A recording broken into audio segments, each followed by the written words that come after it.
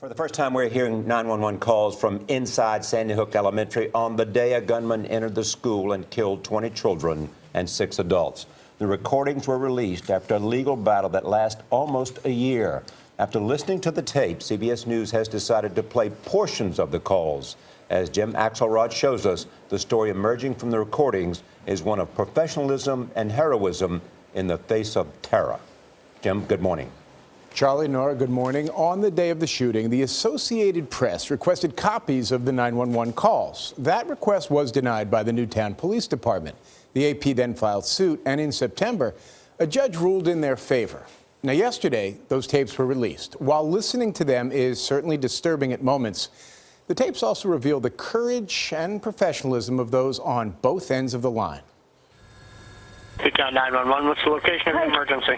Moments after the shooter fired his way through the front door, School Secretary Barbara Halstead placed the first 911 call. Sandy Hook School. I think there's somebody shooting in here.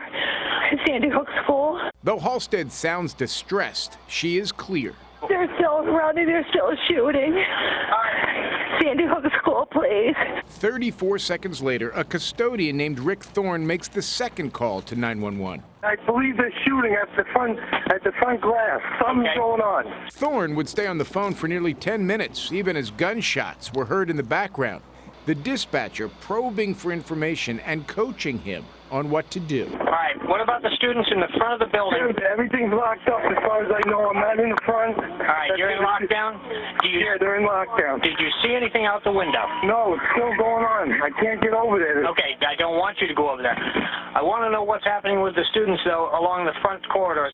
However panicked each caller felt, what's striking is how calm they were. Even a teacher who was shot in the foot.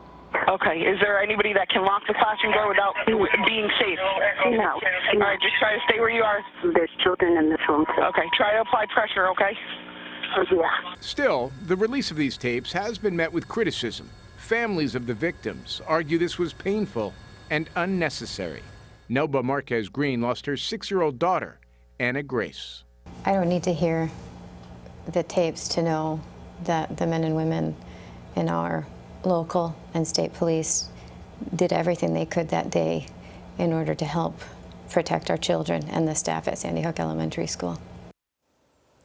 Only 6 911 calls were released on Wednesday. Others had been routed to state police dispatchers and were not among the ones released by the Newtown PD. The Associated Press has filed another Freedom of Information request to have those calls made public as well, and that request is still pending. Thanks, Jim.